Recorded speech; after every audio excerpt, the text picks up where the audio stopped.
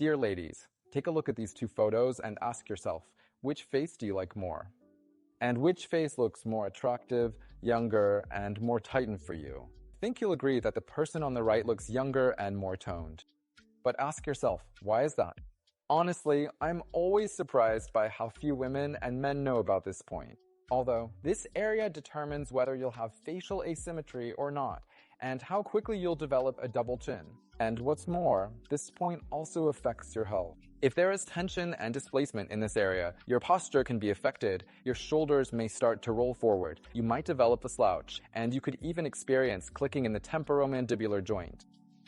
That's why I decided to make this video, where I'll explain why this area has such an impact on your face. This is going to be a very useful video, so I highly recommend watching it all the way to the end. And before we get started, I noticed that, according to the statistics, 75% of my viewers aren't subscribed to my channel. YouTube thinks my videos aren't interesting, so friends, I'm asking you to please subscribe to my channel. In return, I'll be posting useful content for you. Friends, before we move on to the exercises, I want you to do a simple test. Just open your mouth and see how many fingers you can fit inside your oral cavity. That's good. If you feel discomfort, pain, or especially clicking sound, that means you have issues in this area. So, what is this area? It's the angle of the lower jaw. In fact, it's directly related to the function of the temporomandibular joint, which is responsible for opening and closing your mouth. This joint allows you to move your lower jaw side to side and push it backward and forward. Most people have problems with temporomandibular joint. That's simply because this joint has muscular system. There are 8 large powerful muscles, the chewing muscles. In other words, the first is the masseter. This is the muscle that attaches on one side to the angle of the lower jaw. On the other side, it attaches to the cheekbone and to the head of the temporal bones process. The next large muscle is the temporal muscle. It's big C. It attaches here in red. This shows the area where it attaches C. It attaches to the temple, then goes under the cheekbone and attaches here to the coronoid process. These are some of the most powerful muscles in the human body, and they're located in your face. At the same time, there are also hidden muscles that you can hardly palpate. They're located deep inside, under the jaw, and they attach right at the angle of the lower jaw. Here they are. These are the pterygoid muscles. These are deep muscles that attach from the inside to the angle of the lower jaw and then attach deep inside to the base of the skull, to the sphenoid bone. There are also small muscles here, the so-called lateral pterygoid muscles, which help to move the jaw forward. It's often because of this muscle that you get clicking in the joint. Altogether, there are 4 muscles on each side, 8 powerful muscles in total, and they control the movement of the lower jaw. If, for example, these muscles tense up a bit more on one side, the jaw can simply shift to the side, either to the right or to the left. If, for instance, the pterygoid muscles are overstrained, the jaw can be pulled backward. This can also affect your bite. These powerful muscles literally pull this angle in.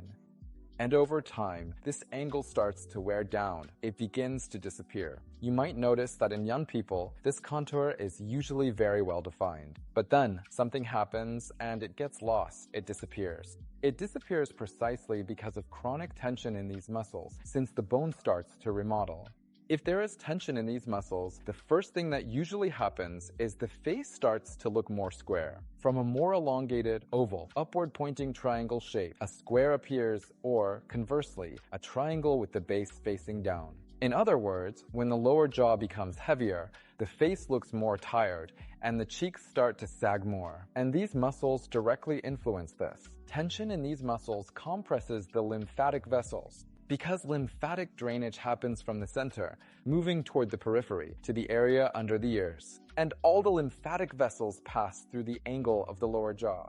So, the face starts to swell, and fluid begins to accumulate, which then starts to deform the face. Sagging cheeks appear. The next problem is facial asymmetry. Just take a photo of yourself and you might notice that the size of your lower jaw on the right and left sides can be different. If you see that on one side your lower jaw is more prominent, most likely that part is jutting forward, while the other side is more pressed in. Next, another problem is that clicking sounds can appear in the joint. This can also be corrected. The next problem is the bite. If you have overstrained these muscles, your teeth will start to wear down faster. the development of the dentoalveolar system can be disrupted. Moreover, the lower jaw is directly connected to your overall posture. The lower jaw controls the muscles of the back and the suboccipital muscle. As a result, your posture may develop so that your head moves forward or backward, and because of this, you can develop a slouch. And of course, the position of the lower jaw also affects the appearance of a double chin, because if these muscles are tense, they pull the lower jaw back, and a double chin appears. So there are a lot of problems associated with this point. That's why it's so important to work with it if you want to stay as long as possible. Young, beautiful, and healthy. By the way, I want to point out that the loss of molars. Teeth will also negatively affect the angle of the lower jaw. It will simply disappear, and this will impact your appearance. So, even though I talk about natural methods, but if you have a choice between going without teeth or getting implants, I recommend getting the implant. So, friends, what should we do about all this? I'm going to show you an exercise for both the outer and inner muscles, but before we do it, do a self-diagnosis, take a photo, see how your mouth opens, and let's get started. The first thing we can easily influence is the Masseter muscle. It's located superficially, right here. How do you find it? It's very simple. You can just place your hands there, right above the angle of your lower jaw, and clench your teeth. And you'll feel the muscle tense up right here. That's it, it's firm. So, what can you do? I recommend simply massaging this area. You can grab it like this with your thumbs. Place your hands. See how I did it? Then clench your teeth and feel where it tenses up. And just start kneading. Simply make circular motions, find the sore spots, and work them out, friends. It's also important to add that you need to work not only with the muscles, but also with the bones, because bones have a lot of receptors, and they accumulate tension. Fascia and tendons don't attach there. I recommend learning how to work with the bones of the skull and, in general, to understand more deeply how everything is interconnected. So, if you want to look 5 years younger and lift your face, join my rejuvenation program.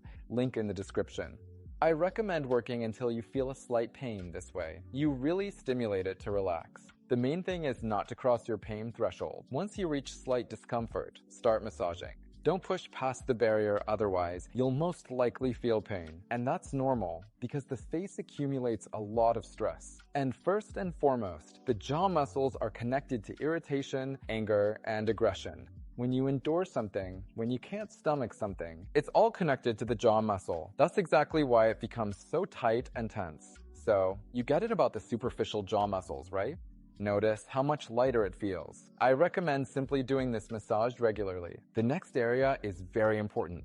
This is working with the pterygoid muscles. This is exactly to free up the angle, so the angle becomes more defined. And by the way, here's another test. Try placing your finger under the angle. If it's hard for you to fit your finger under the angle, it means you have an issue here. Normally, this area should be free. A restriction happens when the pterygoid muscles are in a strong spasm, when the mouth diaphragm is in a strong spasm. That's why you need to work with these muscles. See, these muscles inside, they need to be relaxed. How do you reach them? As much as you can, you place your fingers under the angle, right from the inside, from this side, and just like that. If you put your fingers under the angle, press on the tissues, you might feel it. There are certain trigger zones there too, and you might feel slight discomfort or pain. Great, so what we're going to do is move the jaw a little to the left and right, because these muscles are involved in chewing, but they also move the jaw left and right. So you place your fingers on the sore spots and start massaging those areas there. I'm just shifting my jaw and trying to press my finger in as deep as possible. It might be uncomfortable, but it should be mild and related to pressing on an overstrained muscle. Once you reach that discomfort, keep massaging and then something should start to happen. The release of that tension should make it feel easier. Just keep doing this kind of massage for a few minutes and you'll notice your fingers start to go deeper. Also, don't forget to breathe in and out. When you synchronize with your breathing, you also synchronize with the sensations in your body, with the deep emotional experiences stored in your body, and you allow yourself to let go of all tension, both physical and emotional, along with all the chaos. And now you can see that your fingers are penetrating as deeply as possible, and there's a sense of freedom. Next, you can simply grab the corners and do a gentle vibrating massage. After you've done these techniques, please give me your feedback in the comments about what you feel. I am sure that now your lower jaw opens better. You might even notice in the mirror that your face already looks more lifted. I always recommend taking a comprehensive approach because these muscles are attached to the bones of the skull. And if we also worked on the bones of the skull with you, the temporal bones, the lower jaw, the sphenoid bone, and other structures, it could make the effect last even longer. Because everything in the body is interconnected. If you're interested in learning more about how the body is connected, be sure to join my rejuvenation course. The link is below the video. Friends, you can do these exercises every day if you want. As long as you feel pain triggers in these muscles, please keep working on them. And definitely subscribe, because there are new and interesting episodes coming up. This was Dr. Alice with you, and see you next time.